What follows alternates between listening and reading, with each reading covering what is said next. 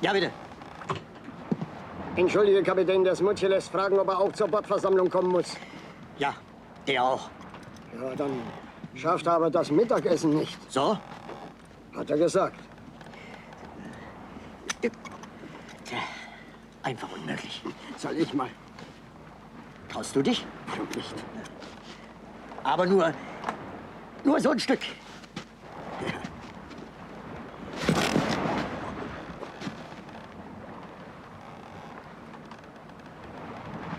Das war Absicht.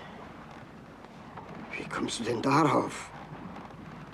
Du kennst mich doch. Schon als Jungs haben wir... Raus!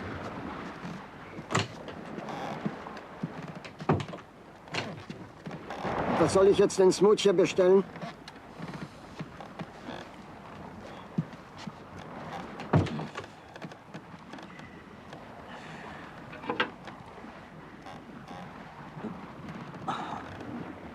Schon mein Vater trug einen Vollbart. Auch der Großvater. Und der Urgroßvater.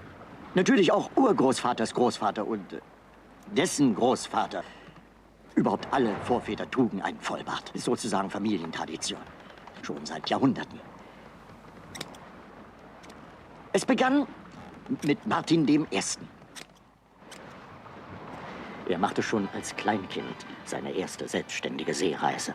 Es war der 11. November 1643, als ihn ein Fischer aus der Ostsee in sein Boot hiefte. Und weil das gerade der Martinstag war, nannte er den Findelknaben Martin. Ach ja, da war noch ein Mädchen in der alten Kiste, das Zwillingskind. Es wurde Martha genannt. Sie hatte aber für die Familiengeschichte der Nils keine Bedeutung. Sie nahm sich einen Seemann und blieb zu Hause. Der Junge wurde ein Seemann und fuhr in die Welt. Martin I. wurde zum Stammvater einer Seefahrerdynastie. Immer hieß der erstgeborene Sohn Martin. Dem ersten folgte der zweite Martin und der dritte Martin. Jeder Martin wurde Seemann, trug einen Vollbart und sorgte dafür, dass die Nachgeborenen alles von den Vorgeborenen erfuhren. Denn prächtige Seeleute waren es, die dem Hause Nils entsprossen.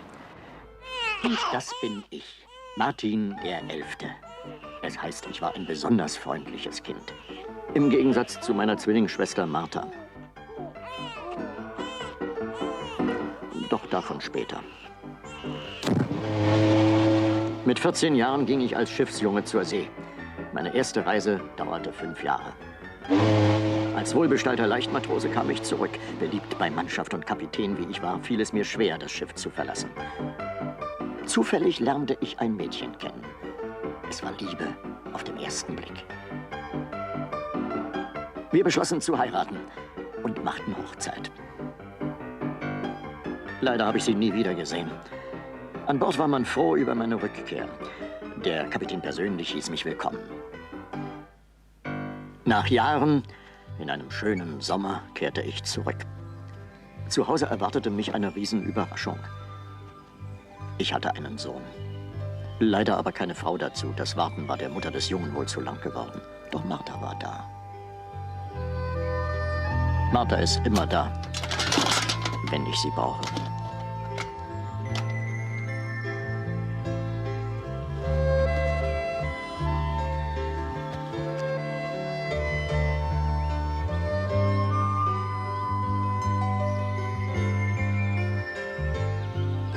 So begann für uns drei ein neues Leben. Bunt, und froh.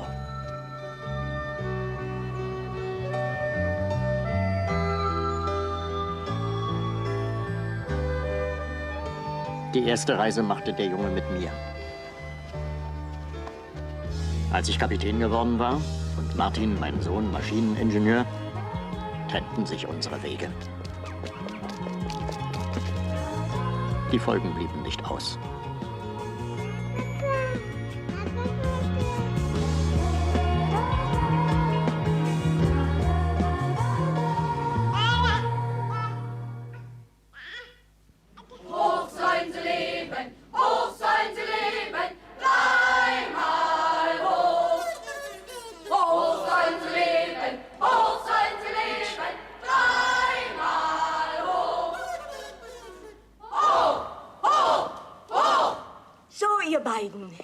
Ihr habt's gehört, das war zwar kein besonders schöner, aber ein von Herzen kommender Gesang. Liebe Martina, lieber Martin, unser aller Glückwunsch zum 17. Möge all das in Erfüllung gehen, was ihr euch wünscht. Oh ja, Frau Wiener, ich wollte, ich wäre ein Mann. Dann könnt ihr auch zur See fahren. Martina möchte Kapitän werden. Aber leider fehlt ihr der Bart. Oh, süßer Pöbel. Die Mühe ist klein, der Spaß ist groß. Na, Herrschaften, woraus ist das?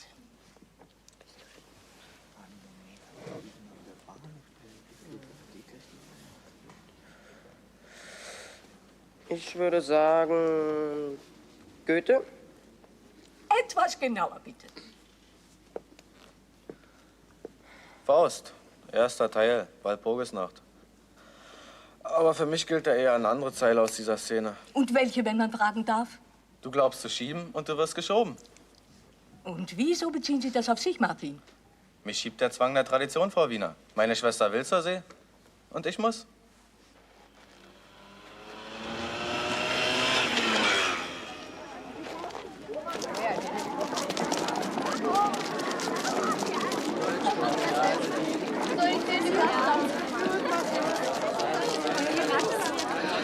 Schau mal, wer da ist.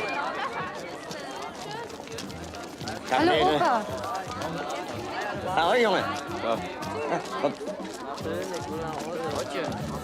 Guck mal, das ist nicht der Kapitän. Mann, das ist Martinas Opa.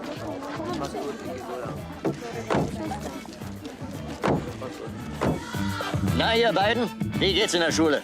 Ach, in der Schule läuft's ganz gut. Martin hat immer ein bisschen Vorsprung. Und was macht die GST? Seemann? Es läuft, bestens sogar. Frag mal Tina. Er ist recht gut in der Ausbildung. Aber ich bin besser. Stimmt das, Junge? Naja, nach Punkten. Der Wettkampf in der Mädchenmannschaft ist aber eine Spielerei. Das weißt du doch selbst, Opa. Man kann das nicht vergleichen. Haha. Ja, da hat er vollkommen recht, dein Bruder. Wir verlangen eine ganze Menge mehr von den Jungs an Bord. Sollen ja richtige Seeleute werden und nicht solche Hobbysegler wie ihr Mädchen. Puh, Hobbysegler. Wo fährst du denn eigentlich hin, Opa? Ich dachte, wir machen einen kleinen Umtrunk zu Ehren eures 17. Ich natürlich mit Kaffee. Hm? Aber das können wir doch bei uns zu Hause.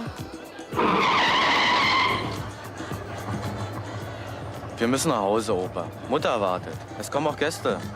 Schickt die Tante raus. Ich warte nicht wieder so lange wie im letzten Jahr.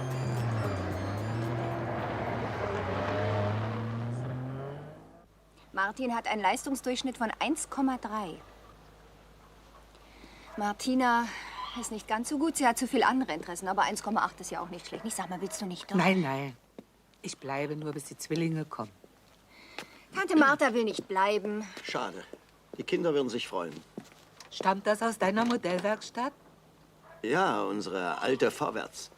Seetüchtig, ferngesteuert und detailgetreu. Bis so. zur letzten Niete. Wie findest du das? Ist selbst geschneidert? Ja.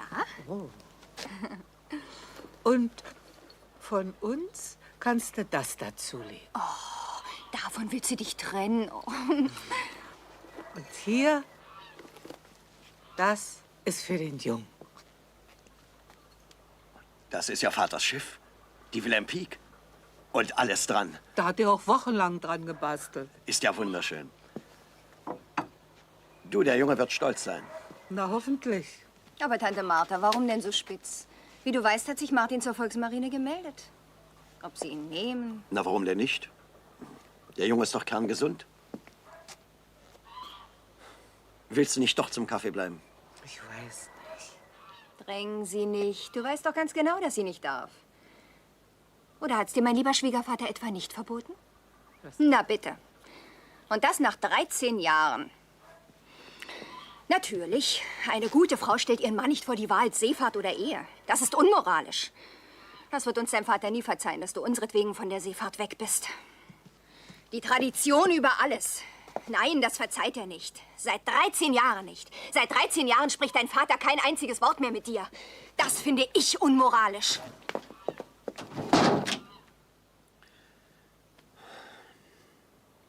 Sage der Karin, sie soll noch eine Tasse hinstellen. Na, ich bleibe.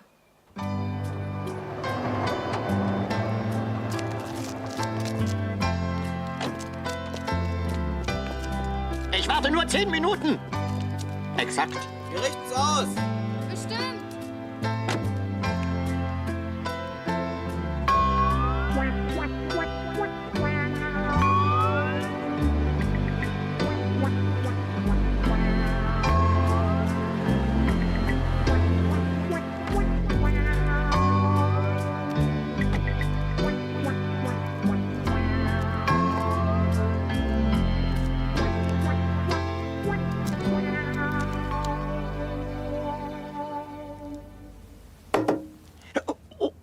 Guten Abend, Meister Gerber, Verkehrskontrolle. Steigen Sie doch bitte mal aus.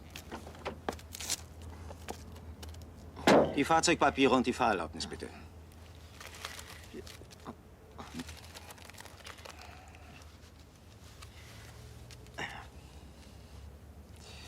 Na, was haben wir denn so falsch gemacht, Genosse Kapitän?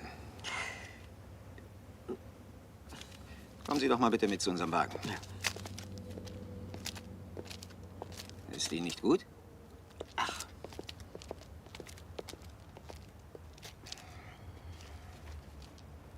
Pusten Sie mal. Ist doch Unfug. Pusten.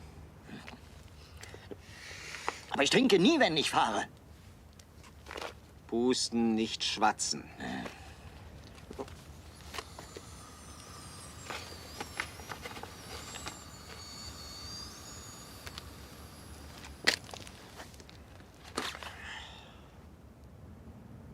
Negativ. Erfreulicherweise. Na, bitte. Eigentlich müsste ich Sie mit einem Ordnungsgeld belegen. Wieso? Sie stehen ohne Parklicht in einer unbeleuchteten Straße. Na, ich warte seit heute Nachmittag auf meine Schwester. Dabei muss ich etwas eingenickt sein. Es ist jetzt genau 22:31 Uhr. Ja. Hallo!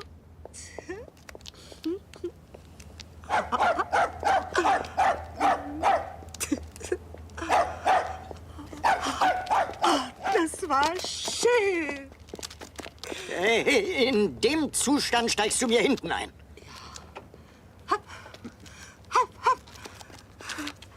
Herrlich. Die Schwester. Na dann, gute Fahrt, Kapitän.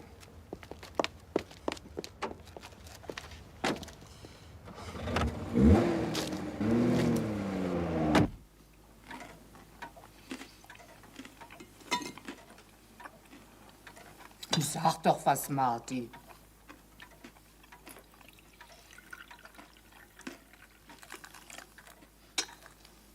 Kann ich denn dafür, wenn du ohne Parklicht in der dunklen Straße parkst und einschläfst? Hättest ja mit reinkommen können.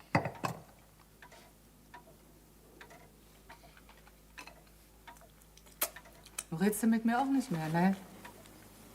Naja.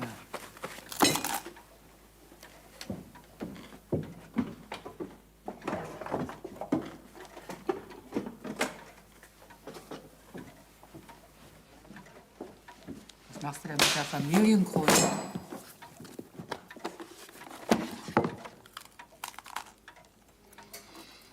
Wo ist das Lineal, Martha? Hast die Familie drauf liegen, ja?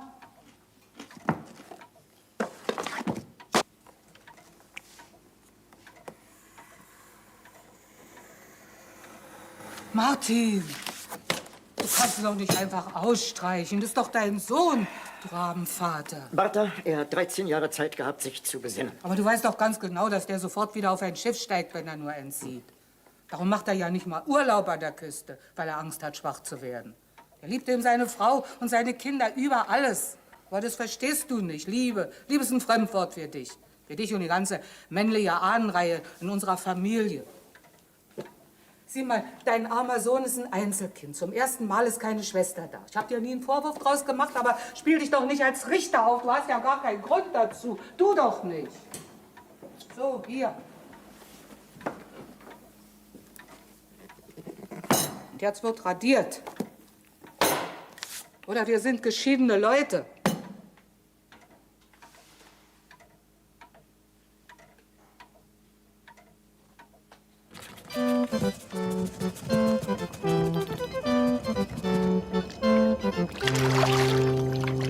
Na, was ist? Alles in Ordnung. Kannst losfahren. Ich habe alles raus. Besten Dank.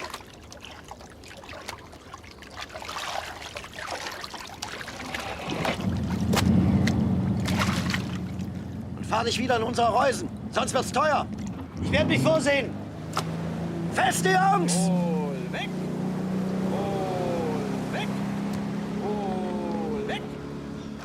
Hol weg! Hol weg! Martin! Mann, krebs doch nicht so rum! Hol weg! Hol weg! Hol weg! Hol weg! Aufriemen!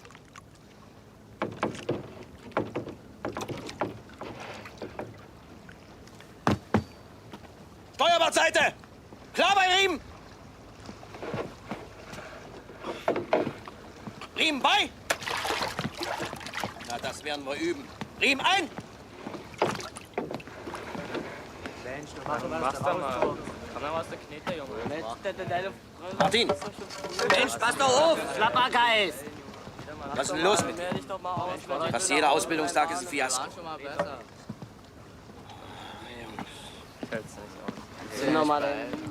Ich verstehe das nicht. Ich verstehe das nicht. Wieso du dir jedes Mal wieder Blasen holst beim Rudern. Weil er nach jedem Training deine Fingerchen in Milch-Seifenlauge einweicht und anschließend mit Butter-Kamillcreme verwöhnt. Sonst kann er nicht mehr querflöten sagen. Ich spinne, ihr könnt nicht mal Hänschen klein ohne Fehler singen. Lass dich verarzten, du Seemann. Sag mal, Martina, macht's deinem Bruder eigentlich Spaß bei uns oder ist er nur hier, weil es die Familie so will? Sag doch gleich, dass ihr mich los sein wollt. Red doch nicht solchen Unsinn. Aber so wie in den letzten Wochen, so geht's doch nicht weiter mit dir. Hab dich nicht so. Deine Hände sind für unseren Sport sowieso zu weich. Ich hab's geschafft, meine sind wie Leder. Ich kann mir nun mal keine Schwielen leisten. Weder bei Piccolo-Flöte noch bei Klavier und Geige. Und auf Pauke steig nicht um. Ach, lass das sein.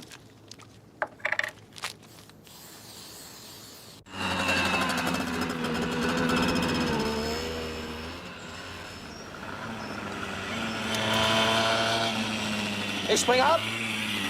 Bist du fortgefahren? Willst du den Hals brechen? Ich steig aus, meine ich, aus dem Seesport. Das kannst du nicht machen. Du hast dem Großvater versprochen, dass du zur See gehst. Na und mal sind wieder rückgängig. Hat Vater doch auch gemacht. Ich wollte dich wie ein Mann. Hast aber Glück, Schwesterherz, du bist ein Mädchen.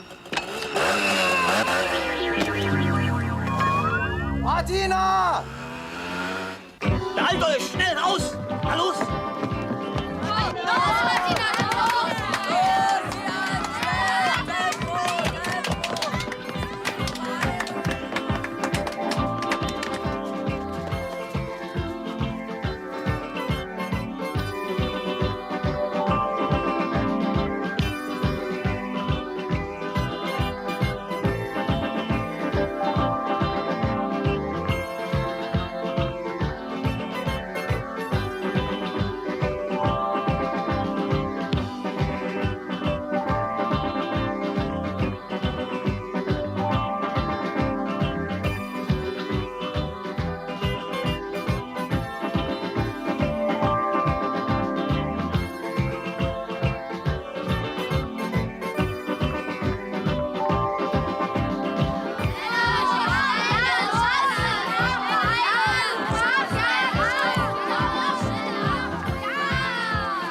Gruppe 1 fertig.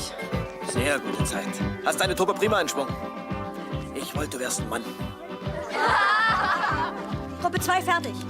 Auch nicht schlecht. So, und jetzt die Jungs an den Start. Martina! Ja, Wo ist denn Martin? Seid ihr nicht zusammengekommen? doch, sind wir. Am Tor hat er noch Anke getroffen und dann hat er unser Tandem in den Ständer Na, dann soll er mal Dampf machen. In 10 Minuten sind die Männer dran.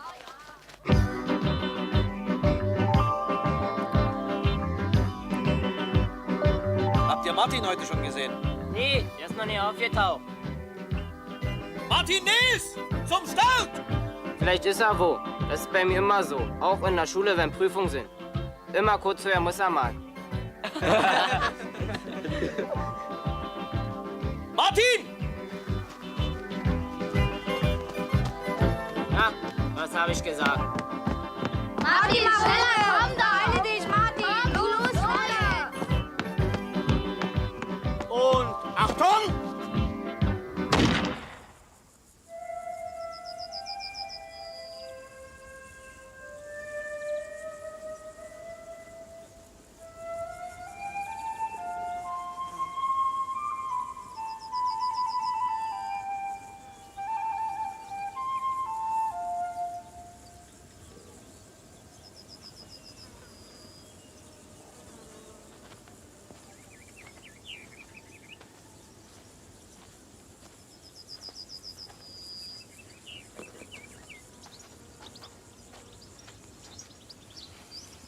Schön, Martin. Sehr schön. Du gewinnst den Ausscheid, bestimmt.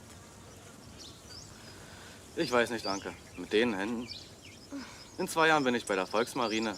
Da sind ganz andere Qualitäten gefragt. Die haben doch sicher einen Musikzug. Und dann studierst du Musik. Wenn ich bloß nicht so verdammt feige wäre, dann... Du bist nicht feige. Du willst es bloß allen recht machen und das geht nicht. Schon deine Hände, lass das Rudern, wenigstens bis nach dem Konzert. Versprich es.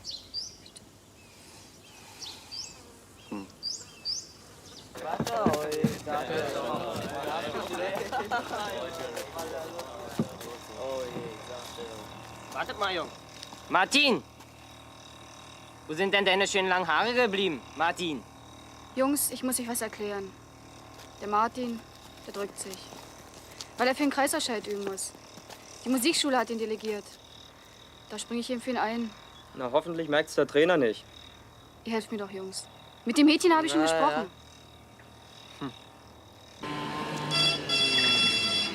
Oh, Mick.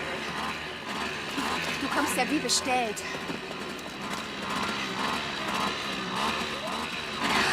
Martin?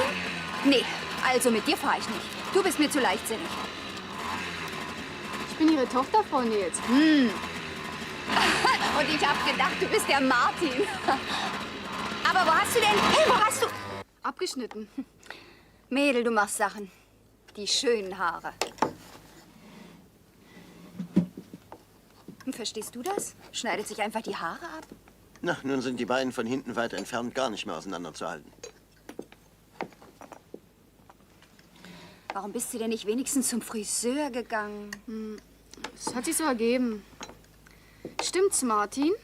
Was hab ich denn damit zu tun? Ihr kennt ja Ihre Macke. Welche Macke? Na, ich wäre ein Mann.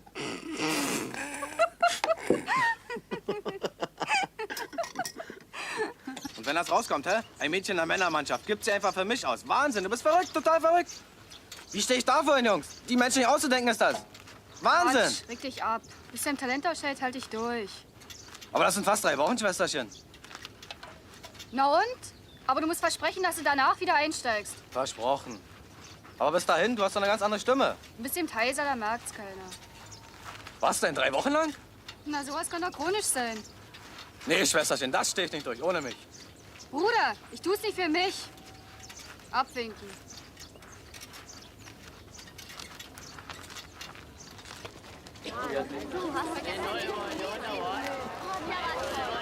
Du und deine Familienehre, Schwesterchen. Das geht schief, sag ich dir. Mann, der rennt doch im Doktor von mir. Mann, Sport. Na und? Hallo, Anke! Frau Wiener. Anke, Idiot! Martin, komm mal her. Achtung, Probe. Martin, ich habe Sie immer für einen Kavalier gehalten. Guten Morgen, Frau Wiener.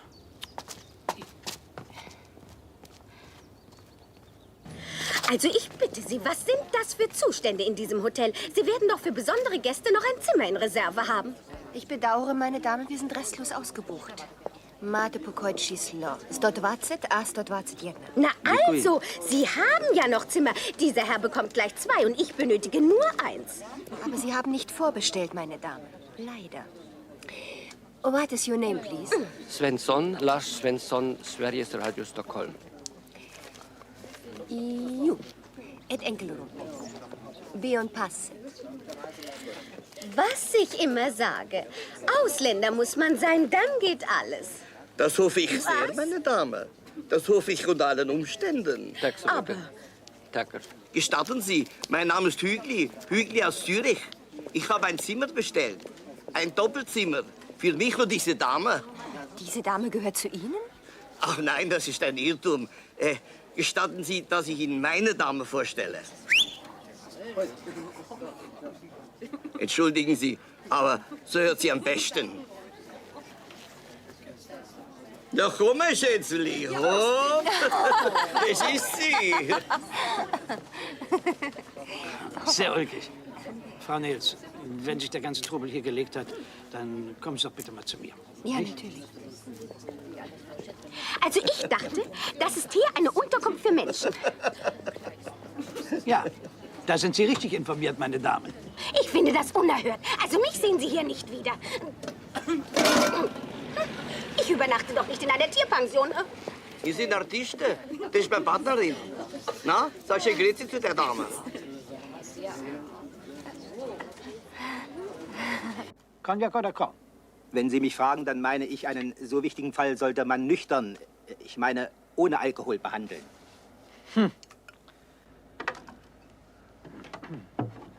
Tja, meine liebe Kollegin Nils, ich weiß gar nicht recht, wie ich es sagen soll, aber ich habe den Kollegen Koch als Vertreter der Gewerkschaft hergebeten. Es muss ja schließlich alles seine Ordnung haben. Sagen Sie mal, wir arbeiten doch schon fast 10 Jahre zusammen, nicht? Ja. Und ich muss sagen, und das sage ich ohne alle Einschränkung, Sie waren bislang unsere beste Empfangschefin. Und wir bedauern natürlich alle, dass wir Sie nun verlieren werden. Was heißt das? Also ich lege Wert auf die Feststellung, dass ich mit Ihrer Versetzung nichts zu tun habe, Kollege Nils. Gar nichts. Ich meine... Also, um es kurz zu machen, liebe Karin, Sie werden das Poseidon übernehmen. Erst einmal als Stellvertreter, später als Direktor. Das wäre unser Vorschlag.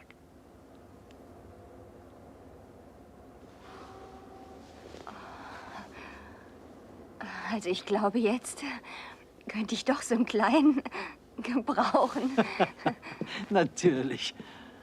Übrigens, eine Dienstwohnung ist auch dabei. So, Sie doch auch, nicht? Nur einen kleinen. Symbolisch sozusagen. Zum Gratulieren. So. Also, Karin, wir hören. Also, Sie werden es nicht glauben, aber seit mein Mann von der Hochseefischerei weg ist, waren wir nicht mal mehr im Urlaub an der Küste. Aber das hätte man doch organisieren. Aber natürlich. Nein, nein, wir wollten ja gar nicht, weil wenn mein Mann die großen Pötte auslaufen sieht, dann packt ihn das Fernweh und ich möchte nicht, dass er wieder fährt. Ich gebe zu, das Angebot ist sehr verlockend. Aber es geht nicht. Und das ist endgültig? Ja. Ich kann es meinem Mann nicht zumuten. Hol weg! Hol weg! Hol weg! Hol weg! Hol weg! Hol weg! Halt, Wasser! Auf Riemen!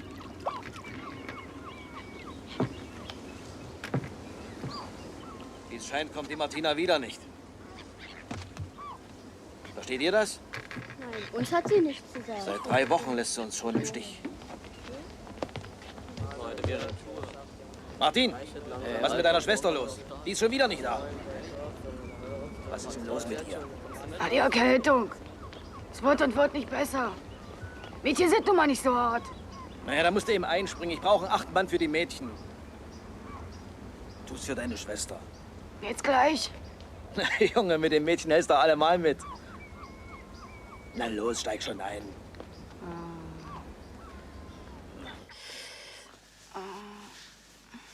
Ich hab dich gewarnt, Schwesterchen. Da stehst du nicht durch. Ist schon durchgestanden.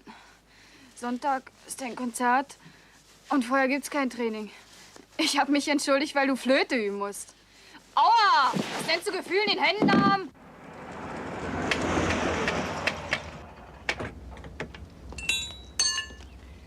Hallo, Mann? Hallo, Frau. Na, wie kommt's denn? Wieso? Ist das so ungewöhnlich, wenn eine Frau ihren Mann abholt? Bei uns schon. Aber ich freue mich. Du, Georg, sag dem Lüders, der Motor von der GST ist fertig. Mach ich, Martin. Und warum bist du wirklich hier? Tante Martha hat geschrieben. Oh, was will sie denn? Der Junge hat sie zu seinem Konzert eingeladen und sie lässt fragen, ob es dir unangenehm wäre, wenn dein Vater... Na, hör mal, ich hab doch nichts gegen meinen Vater. Du, ich wasche mir mal schnell die Hände, ja? Hallo, Lüders! Meld dich bei Georg, der hilft dir beim Aufladen. Geht klar, Martin. Und schönen Feierabend euch beiden.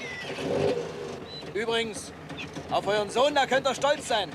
Seit dem letzten Wettkampf wie ausgewechselt. Ganz prima Leistung bringt er jetzt. Der Junge wird mir unheimlich. Vor 4 Wochen durfte man in seiner Gegenwart das Wort Seesport nicht mal flüstern. Und auf einmal das. Na, vielleicht wird doch noch ein Seemann aus ihm. Jetzt musst du dein Gesicht auch noch waschen. So fahre ich nicht mit dir. Du komm doch. Ich glaube, der ist schon dran. Mach schon. Nur weil du mit deinem Sohn nicht reden willst, kommen wir jetzt zu spät.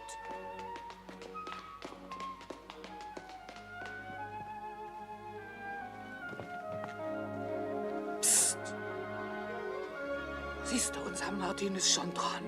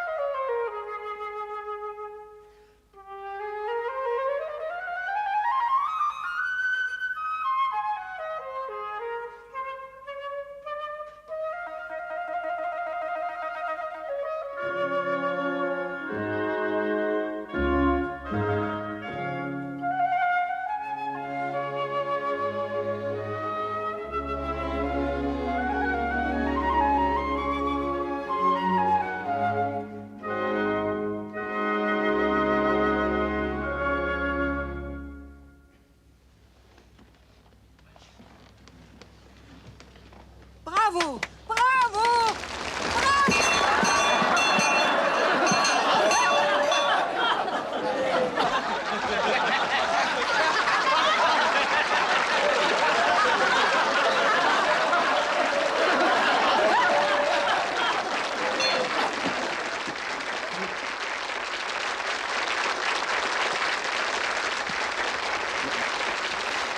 Zur Erinnerung an deinen großen Tag heute.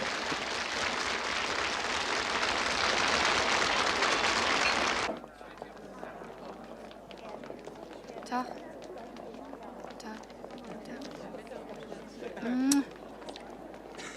Schönen guten Tag. Du guck doch nicht so hin. Ich glaube, die lachen immer noch über uns. Ach, was du wieder denkst, das ist unsere Klassenlehrerin. Die ist ganz in Ordnung. Da sind sie. Ach, Tante. Schön, dass ihr gekommen seid. Tag, Schwiegervater. Tag. Ne, was ist denn hier? Ne. So ist es. Du? Da haben wir nun einen Musiker in der Familie. Tag. Tag. Tag, Vater. Tag. Ja. Wo steckt es denn nun, unser Wunderkind? Was ist denn? Wir sind noch hier. Na, dann beeilt euch ein bisschen. Ich mach jetzt dicht. Ihr meint wirklich, ich soll zum Lehrgang auf die Willem Peak? Wir haben deine Delegierung gemeinsam beschlossen. Schon gestern.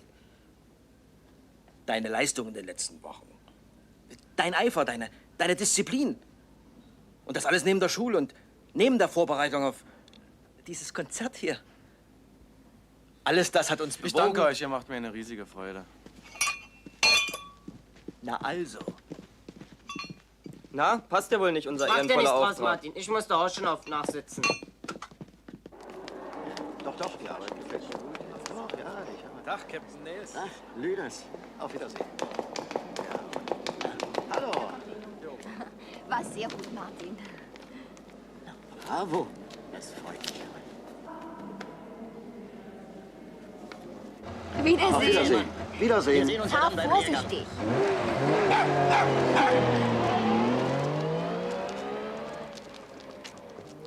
Das mache ich nicht mit. Was sagst du da? Ich habe keine Lust, unter Großvaters Kommando in den Wanden rumzutun und seekrank über der Reling zu hängen. Du bist delegiert. Ja, wegen dir. Mich hat ja keiner gefragt. Fahr doch hin und beweis, wie gut du bist. Ich fahr nach Prag. Ja, mit Anke. Und den anderen aus der Klasse. Wenn man hier in modernem Sinne großes Vermögen aufgespeicherte Schätze Martin wollte. Martin, das kannst du nicht machen. Und ob ich das kann? Und was meinst du, kann der Martin nicht machen? Ach, Frau Wiener, das ist ganz privat ist das. Ab morgen sind Ferien. Da könnt ihr euch ganz privat streiten, so viel ihr wollt. So. Und jetzt wandern wir noch ein bisschen weiter mit Fontane durch die Mark. Mit dem Tandem bis Prag. Nimm doch lieber mein Fahrrad. Ist schon in Ordnung. Der Martin, Anke fährt lieber so. Stimmt's, Martin? Was weiß ich, du fährst doch mit ihr. Bitte. Fahr vorsichtig, Junge. Hier zum Benzingeld. Grüß die Tante und den Großvater. Und mach mir keine Schande auf dem Lehrgang. Tschüss dann. Tschüss.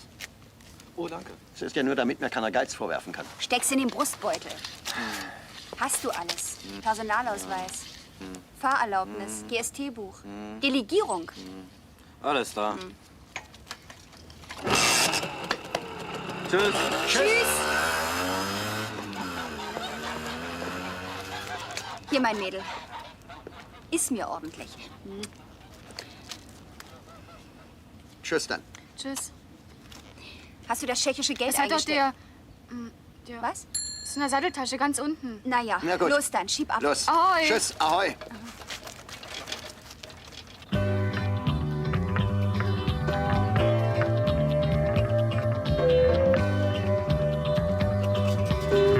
Mensch, da bist du ja endlich.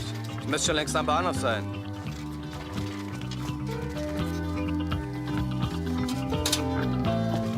Da sind schon Ankesklamotten drin. Habe ich gestern Abend organisiert. Bist ein kluges Mädel. Lass mal das Benzingeld drüber wachsen, Bruderherz. Na gut, teilen wir. Die Dokumente. Den GST-Ausweis gibt mir auch noch. Nicht dumm.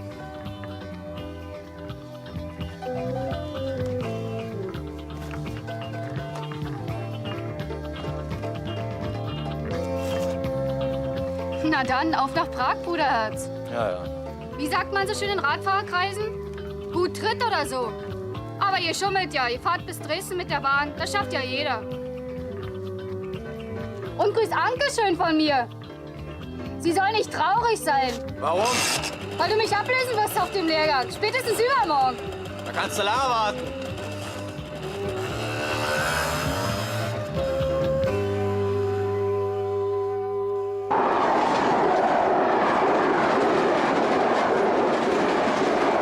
Heute ist ein wunderschöner Tag, die Sonne lacht uns so hell. Und wie ein lichter Glockenschlag grüßt uns die lockende Ferne. Und wie ein lichter Glockenschlag. Sarah.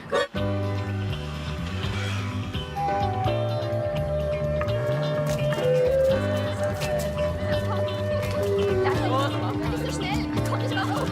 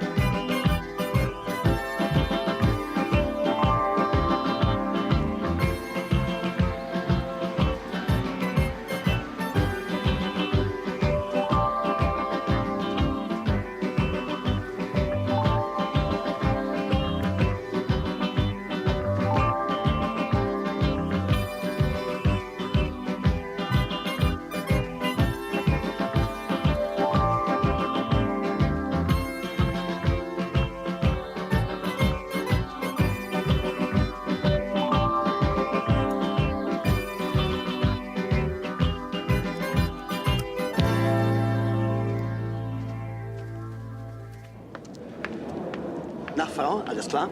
Ja, Mann, Platzkarten haben. Welcher Bahnsteig? Bahnsteig A. Ist doch noch Zeit. Ja, ich weiß. Komm doch mal mit. Geben Sie mir von diesen Nelken, bitte. Ich weiß nicht, am liebsten würde ich wieder mit nach Hause kommen. Wir hatten uns so auf den gemeinsamen Familienurlaub gefreut und jetzt fahre ich auch noch. Na, nur red mal kein dummes Zeug. Wie viel macht das? 4,20 Mark.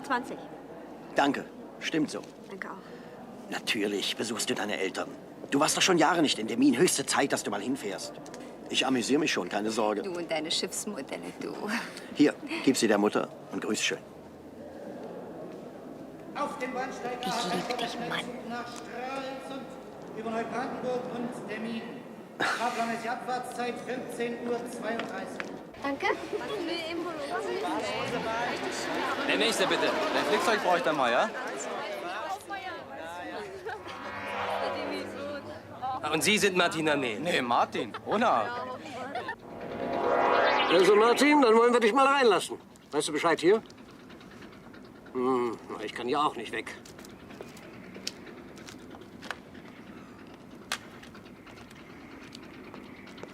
Hallo, Bootsmann! Mit dem musst du dich gut stellen. Der kommt gleich nach dem Captain. Das ist der Martin Nils. Ist angereist zum Lehrgang.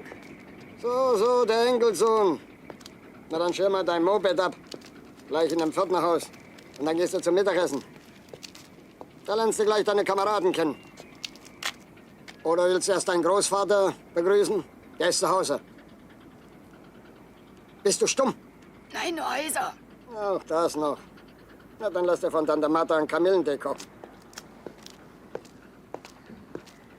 Und 22 Uhr ist bei uns Nachtruhe. 21:45 Uhr will ich dich hier sehen. Alles klar? Jawohl, Bootsmann! Moment. Jugendfreund, der Ausweis. Noch eine Tagestor. Anke! Bitte. Was gibt's denn noch, Jugendfreund? Halten Sie meine Leute auf, Genosse Unteroffizier. Geht das? Warum sollte ich? Die hatten doch ordentliche Ausweise. Aber Sie haben ja das Geld in der Reisekasse und ich... Moment.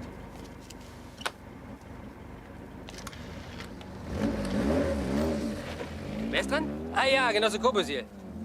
Ja, ich warte gut. Ist bei Ihnen eine Gruppe vorbeigekommen mit Jugendlichen auf Fahrrädern? Und einem Tandem. Und einen Tandem. Ja, das ist so ein... Ja, schon durch. Danke, Ende. Schönen Dank. Tja. Scheiße. Sag mal, kann ich da helfen? Ich würde gerne was borchen. Wo willst du überhaupt hin? Dankeschön. Schönen Dank. Aber solange mein Kleingeld reicht, fahre ich mit der Bahn und den Rest schaffe ich hoffentlich mit diesem Spielzeug hier. Nicht für ungut.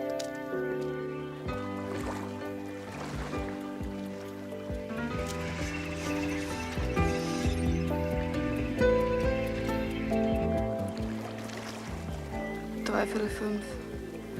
Noch 5 Stunden bis zur Katastrophe.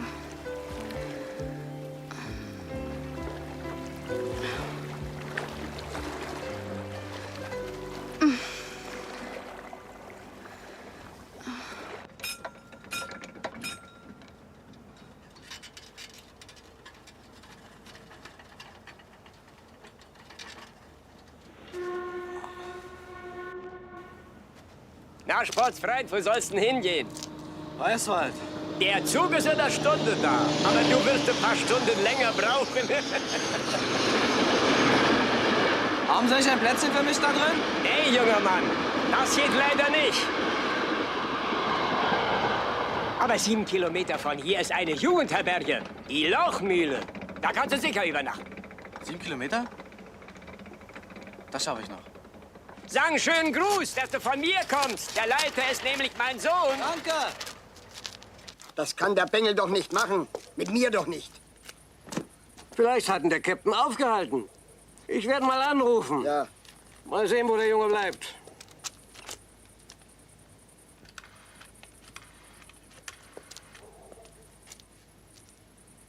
Ahoi, Captain. Hier ist der Ludwig.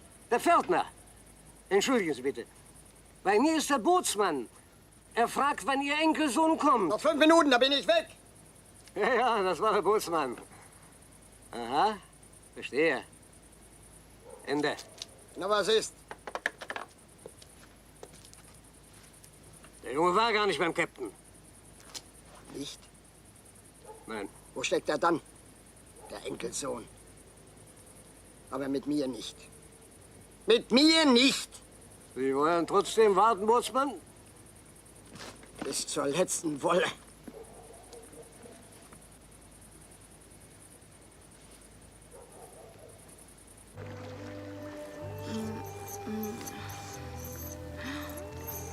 Hund, was machst du denn hier?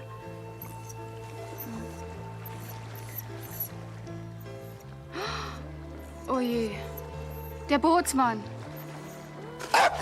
Danke, Hund.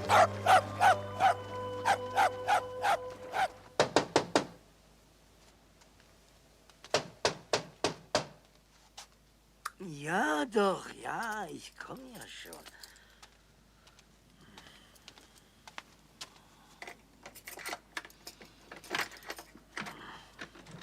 Schönen Gruß von Ihrem Vater soll ich bestellen, ob Sie mich noch unterbringen können.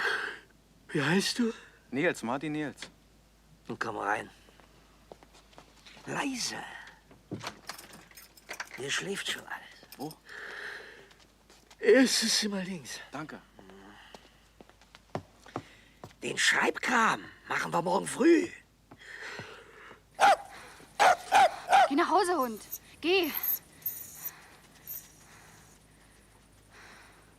Du hast eine Masche fallen lassen. Warum steckst denn du eigentlich heute nicht? Kann nicht, bin im Dienst. Ja, ist lang genug. Kann ich abnehmen. Wie spät? 10:30. Ich wette, der Bengel hat eine Freundin hier. Entschuldigung.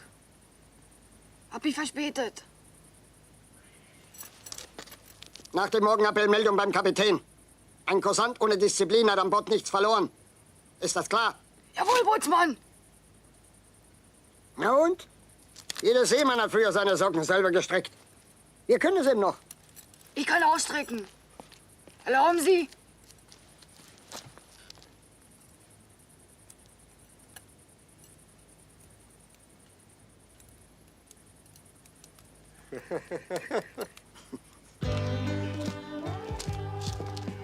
Das ist unser Schiff. Dem Typ nach eine Schonerbrick. Rumpf vom Clipper, 41 Meter lang, 7,60 Meter breit, 3,65 Meter Tiefgang.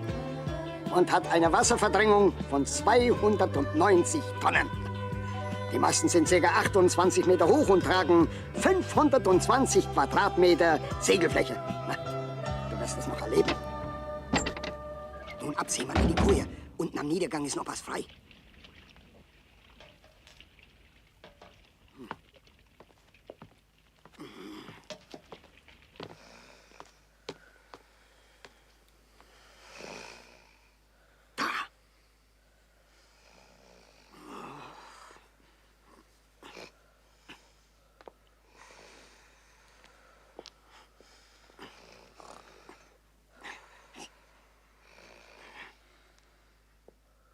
Los, renn.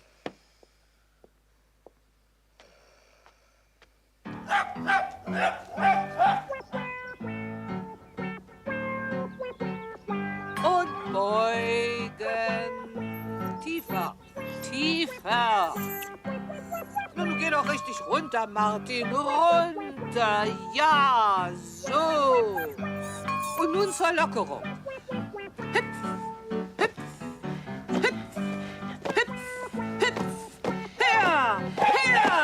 Aber doch nicht so verkrampft. Du wirst ja von Tag zu Tag bequemer. Hüpf! Hüpf! Weißt du was, Martha?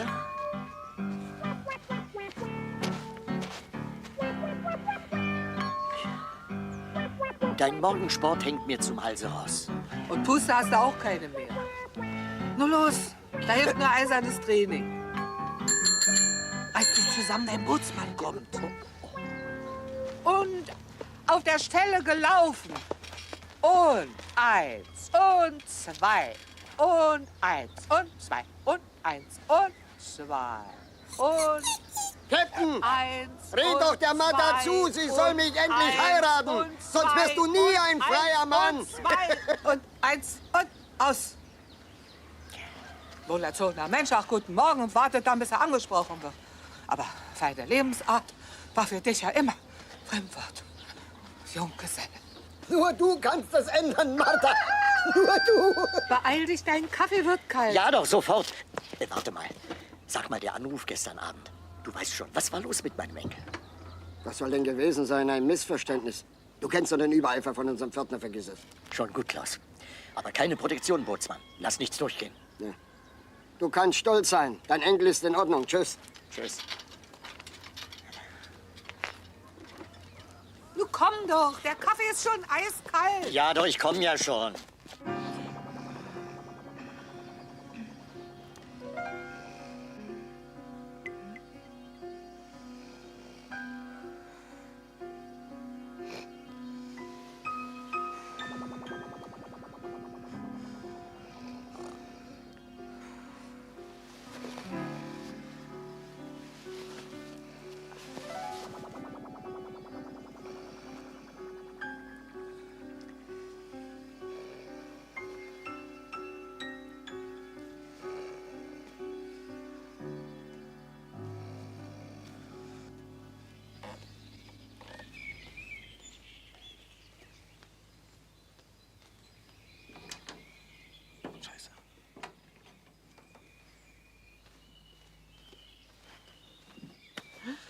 Ich wollte, ich bin. Frühaufsteher bin ich. Ich auch. Ich schließe gleich auf. Aber vorher bezahlen wir noch und füllen die Anmeldung aus. Das gehört zur Hausordnung. Hm?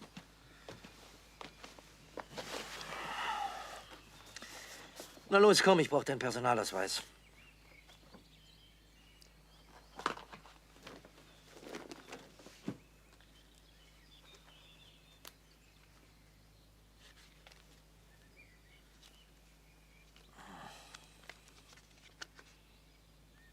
Ja, was? Du bist ein Mädchen? Ja, aber... Dieter! Dieter, komm sofort runter!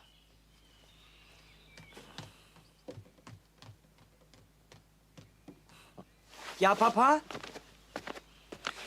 Kennst du das Mädchen hier?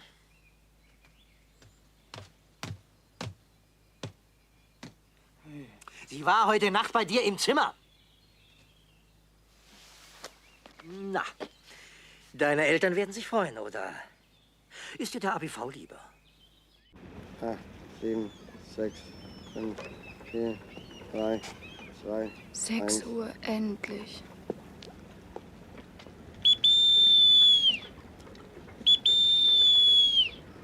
Reise, Reise, nach alter Seemannsweise. Ein jeder weckt den Nebenmann, der Letzte stößt sich selber an.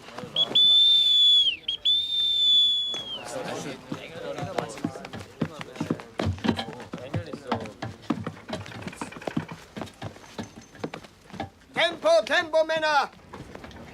Seid ihr die Letzten? Nein, Bootsmann! Aber Eilung, meine Herren!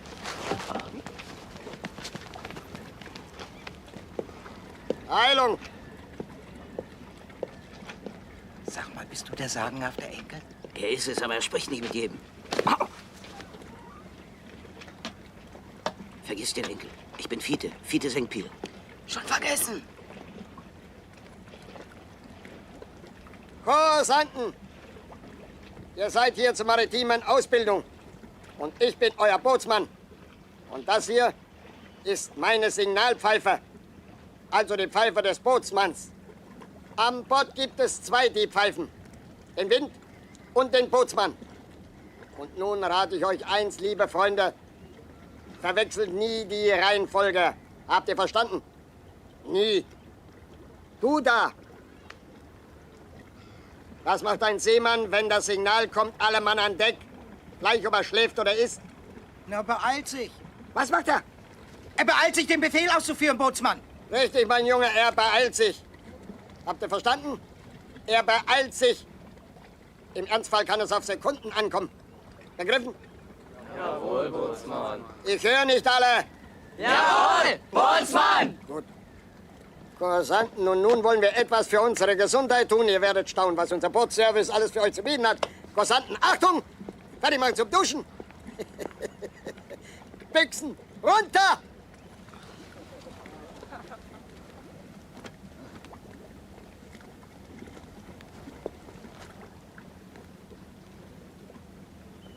Wasser, Marsch!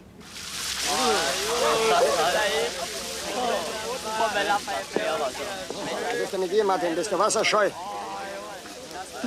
Nur ein kleiner Sturz mit dem Moped. Völlig belanglos.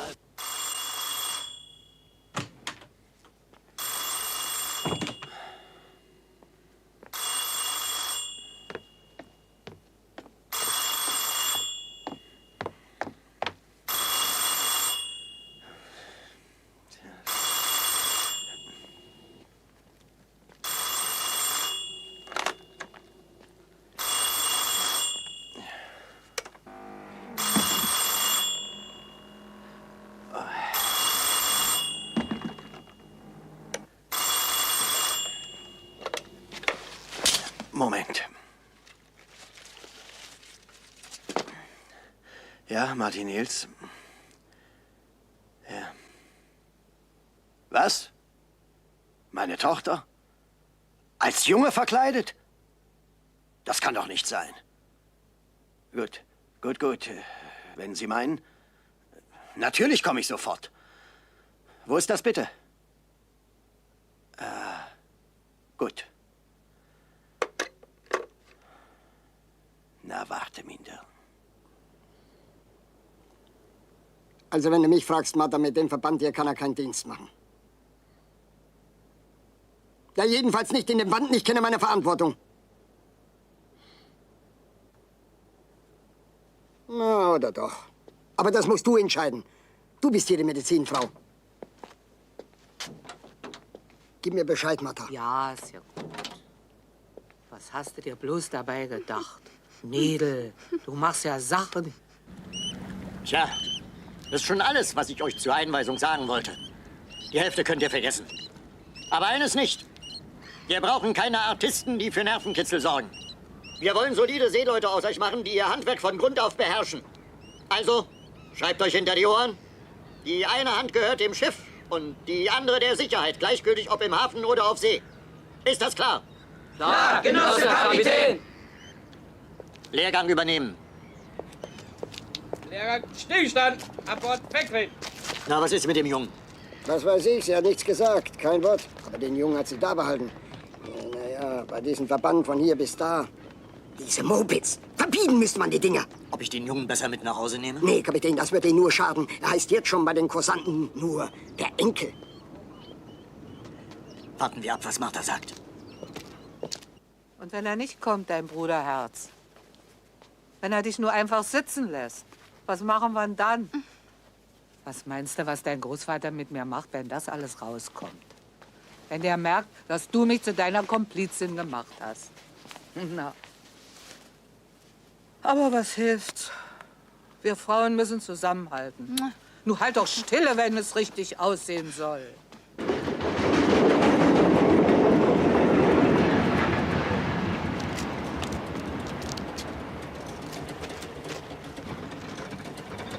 Geht's denn nicht schneller? Ja, seien Sie froh, dass hier noch Handbetrieb ist. Die automatischen, die brauchen länger. Viel länger. Ach, zur Jugendherberge Lochmühle, ist das noch weit? Ach, das ist nicht weit. In 10 Minuten schaffen Sie es. Na, so schafft das auch in 5. Na, wer hopp, komm, raus hier. Hopp. Und? Ja, ist gut. Und jetzt das Bein strecken. Strecken gerade das Bein. Gerade. Hey, du bist doch kein Mädchen. Ja. Strecken, nicht so ein Feuerhaken. Strecken. Einem Mädchen hätte ich geholfen. Strecken. Sehr schön, ja, und absetzen. Und Wenn ich will, kannst du hier abhauen. der nächste wieder drauf. Ja. Komm her, Cerberus! Und was hätte ich gewonnen? Dann hat dein Alter immer noch meinen Ausweis. Hatte. Jetzt hab ich ihn. Hier, kannst ihn haben.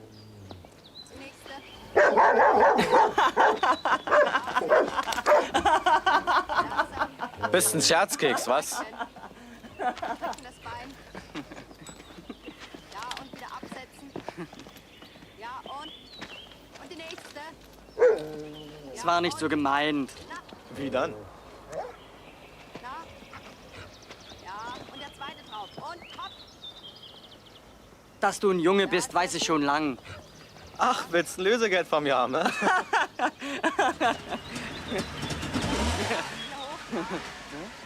Komm, Junge, nicht wie weg hier, so fährt nur mein Vater.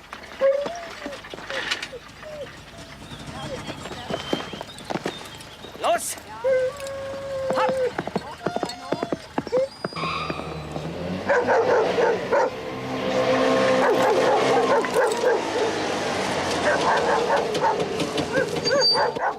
Hallo!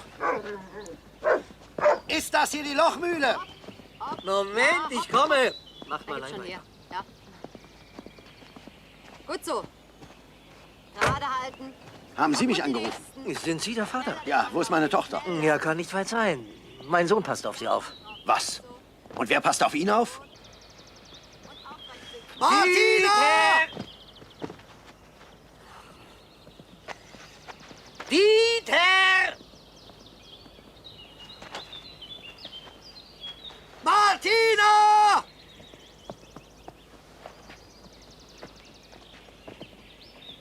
Tja.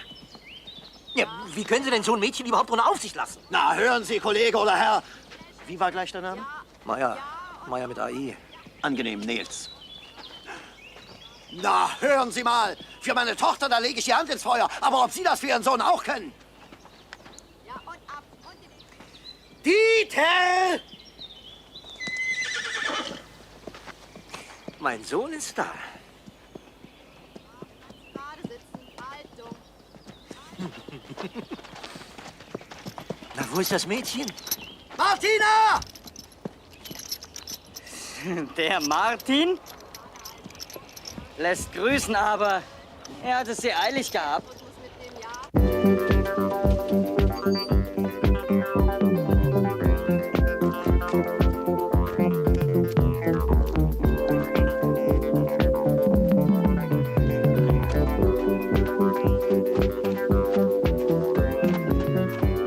Du, entschuldige, Opa, aber ich Ach, muss Junge. unbedingt weiter. Was ist denn? Martin!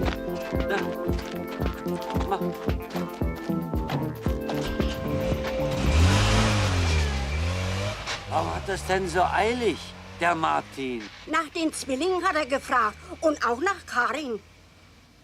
Ich denke, Sie machen alle zusammen Urlaub in Poseidon. Ja, das hat sie gesagt, die Karin. Gestern, als sie mir die Blumen gebracht hat von Martin. Merkwürdig. Ja, das hat er auch gesagt, der Martin. Was? Na, merkwürdig.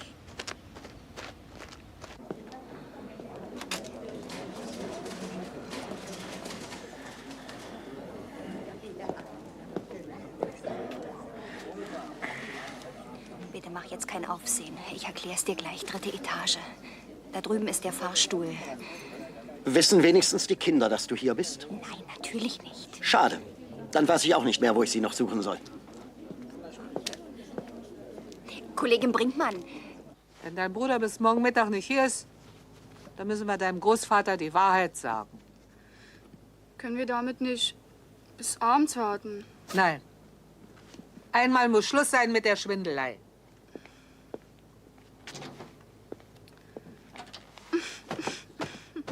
Also du kannst dich auf mich verlassen, Martha. Wenn der andere Zwilling kommt, ich weiß Bescheid. Ist gut. Du, ey, ist das ein Mädchen oder ein Junge? Kannst ja mal nachgucken. Hm.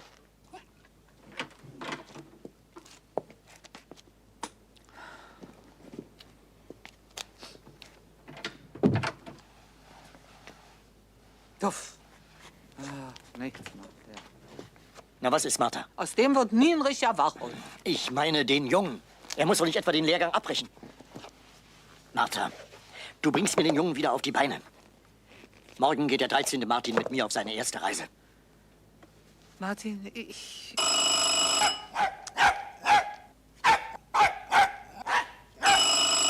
Ach, lass. Hier kann man ja sein eigenes Wort nicht verstehen.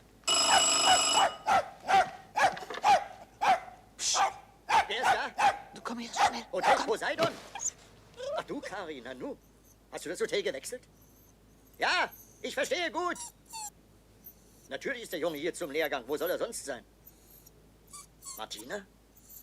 Nein, die nicht. Wieso auch? Als Mädchen? Ja, ja, wir rufen an, wenn sie auftauchen sollte. Ja, bitte. Besuch für dich, Martin.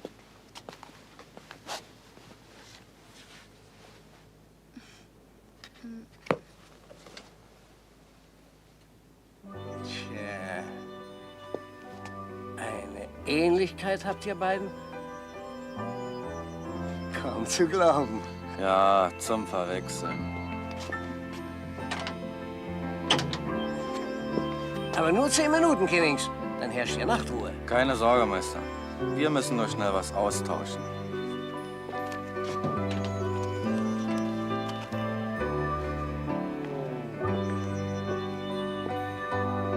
Mein Ausweis.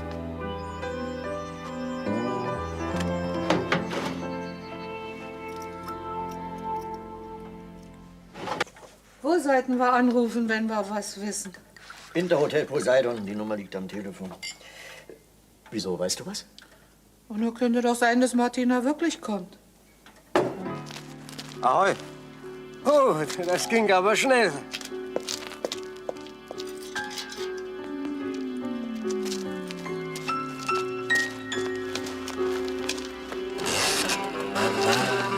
Martin!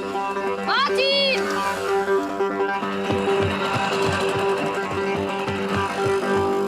Scheiß Kerl! So. Und jetzt ist mir nach Wagner zumute. Du rennst doch sonst immer raus, wenn ich die Platte auflege. Verzeih mir bitte. Es kommt nie wieder vor. In meinem ganzen Leben. Ich hatte doch schon abgelehnt. Ich wollte mich nur mal umsehen. Ganz unverbindlich.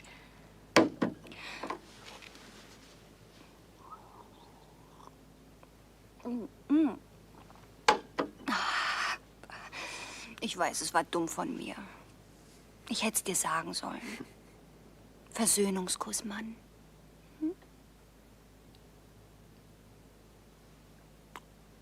Und wie geht's nun weiter, Frau?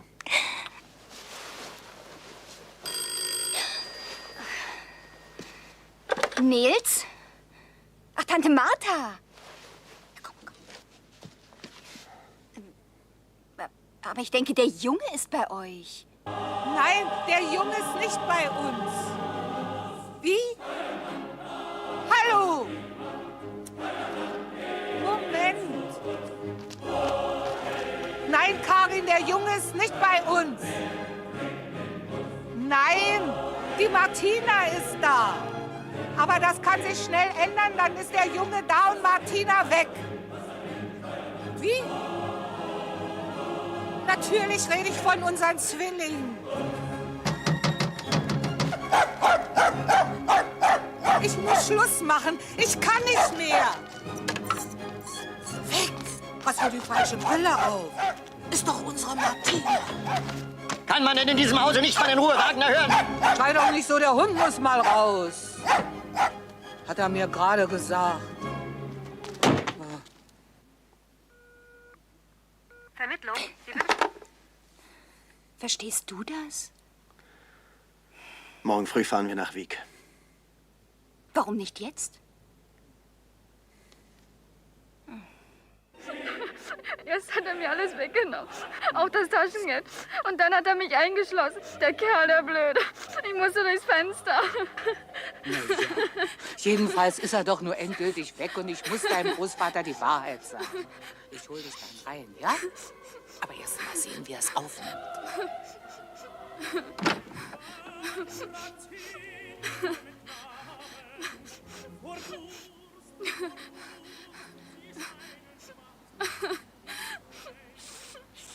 Ich frage dich, Martin, warum sollen nur immer die Männer die Familientradition fortsetzen und zur See fahren?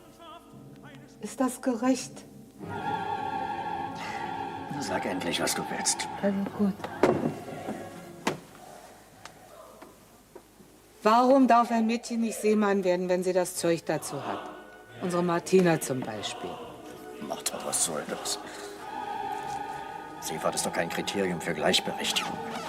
Mädchen als Nautiker ist einfach undenkbar für einen Seemann. Warum auch? Gibt ja 100 andere Berufe. Ist das alles, was dir dazu einfällt? Auch wenn es keinen 13. Martin da drin gibt. Was soll denn das heißen? Na, vielleicht hat der Junge andere Pläne.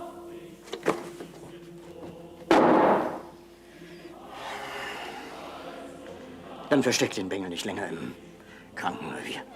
Ich will ihn morgen früh an Bord sehen, wie all die anderen auch. Oder er soll verschwinden, wenn er keine Lust hat. Die Entscheidung liegt bei ihm. Gut.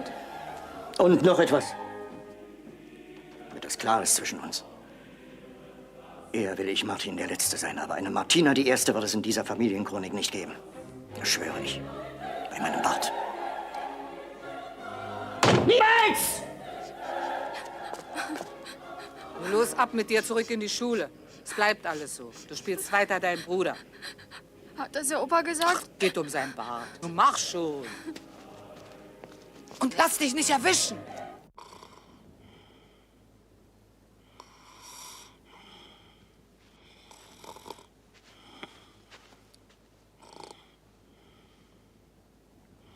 Bootsmann.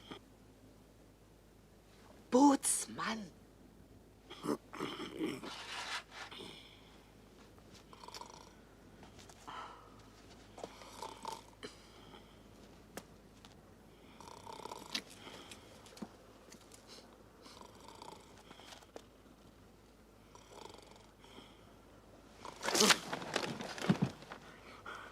Martha! Steh auf und komm ans Fenster. Nebenan schläft meine Mutter. Na, ist gut. Dann komm ich rein. Nee, warte. Ich komme. Nils, Martina. Martina? Na, das muss doch sicher Martin heißen. Nein, kein Schreibfehler. Der Martin mit A ist natürlich ein Mädchen. Diesmal eine gemischte Mannschaft. Gratuliere, wird ja auch Zeit. Gute Reise, Bootsmann. Alles in Ordnung? Alles in bester Ordnung, Kapitän. Gut, Bootsmann. Dann fertig machen zum Auslaufen. Jawohl, Kapitän, fertig machen zum Auslaufen. Enter auf! Enter auf! Stellen wir ein! Stellen wir ein!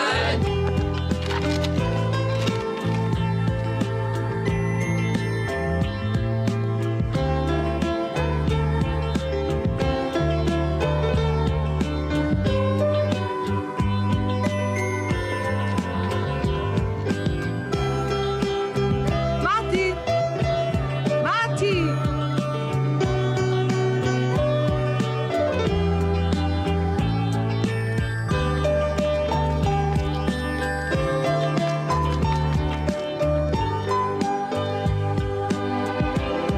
Hey!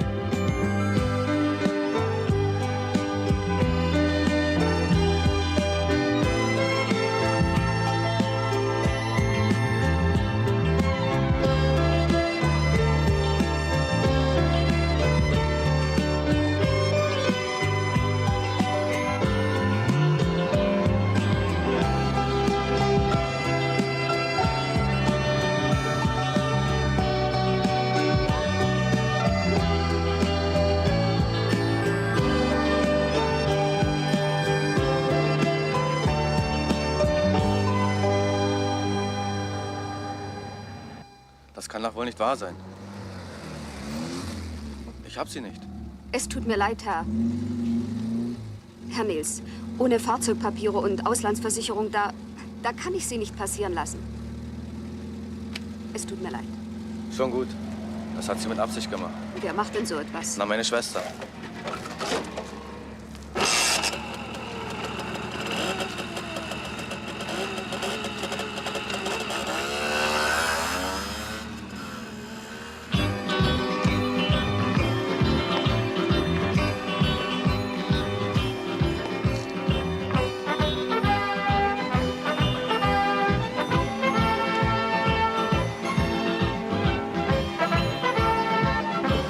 Heil auf, Pulver!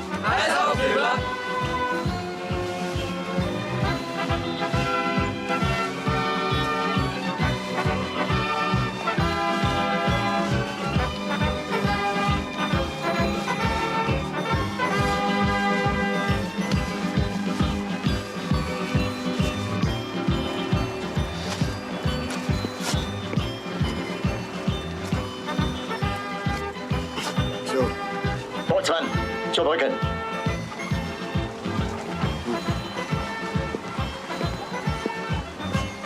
Keine Protektion, Bootsmann. Woher denn? Wenn der Junge jetzt nicht zum Seemann wird, dann niemals.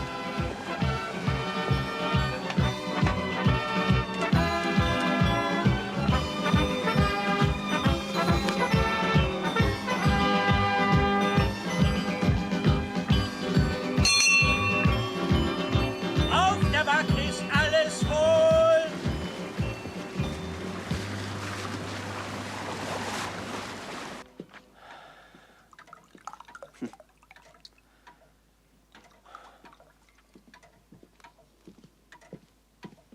Nur mal los, Kinder. Auf die Zwillinge. Sonst hätte es noch ein paar Jahre länger gedauert, bis ihr gekommen wärt. Nun sieh dir das an, Mann. Du warst schon ein paar Mal gestrichen. Hier? Ist so. Hier? Oh, das ist... Das ergab sich so. Gelegentlich, aber er hat's immer wieder ausradiert. Darf ich? Hm. Nein, das darfst du nicht. Geh doch mal weg hier, das kannst du doch nicht machen. Na? Na? Entschließt sich, wieder zur See zu fahren. Ja, Tante Martha, die Kinder sind groß, ich fahre wieder.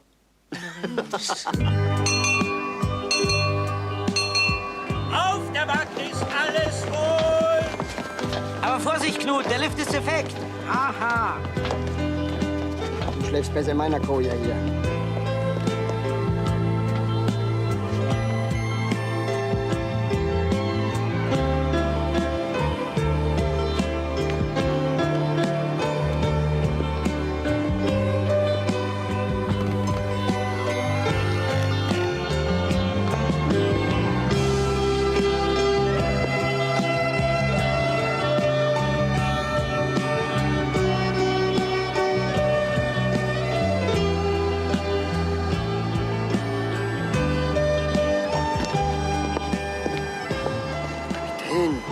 Du hast doch Freiwache, Bootsmann. Warum bist du nicht in deiner Koje? Ja, das aufziehende Fette, sowas spürt man doch.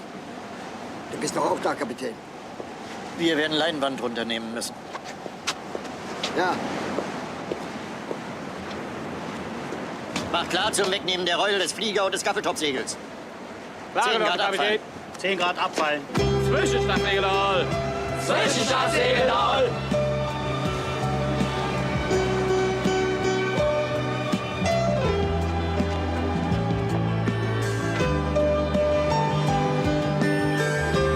Habt ihr den Martin Nils gesehen? Nein, Bootsmann.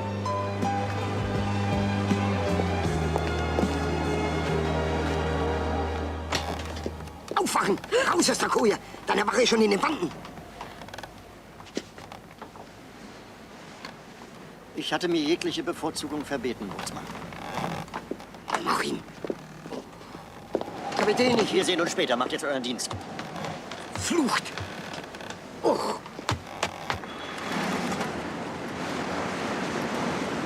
Genosse Kapitän, Schiff klar zur Sturmfahrt. Danke. Geben Sie Befehl, alle Kursanten unter Deck Wetterzeug anlegen. Die Stammbesatzung übernimmt. Ich bin kurz in meiner Kammer. Zu Befehl.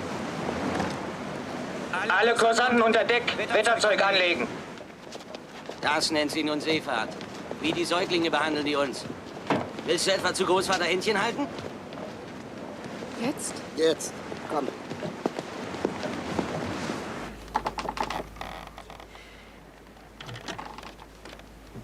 Ja, bitte.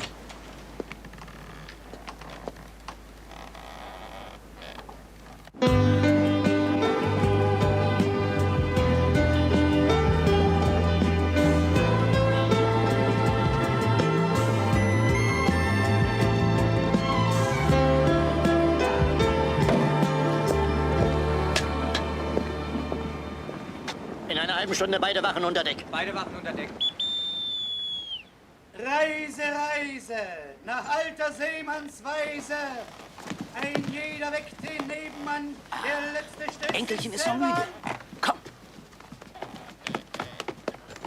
Hey! Bootsmann, Sie? Ja, ich. Und von jetzt ab immer. Es gibt mehr Dinge zwischen Himmel und Erde, als eure Schulweisheit sich träumen lässt. Ja. Und da wir jetzt gerade so schön beim Zitieren sind, kann ich nur mit Shakespeare fortsetzen. Die Zeit ist aus den Fugen. Ja, so ist das. Oh, Sie verzeihen aber, der Bart muss ab. So kann ich ja nicht vor die Mannschaft treten. Bitte, das irritiert mich.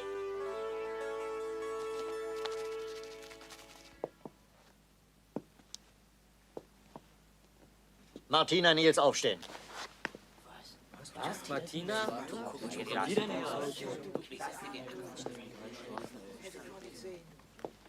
Da es sich um eine Enkelin handelt, frage ich die Besatzung, wollen wir den Matrosen Martina Nils an Bord akzeptieren oder soll sie vom Lehrgang ausgeschlossen werden? Na, habt ihr keine eigene Meinung? Es geht doch schließlich um Leistung und nicht ums Geschlecht, oder? Nee, und ihre Leistung hat sie doch gebracht. Warum soll sie nicht hier bleiben? Martina muss bleiben. Alle Mann an Deck! Alle Mann an Deck!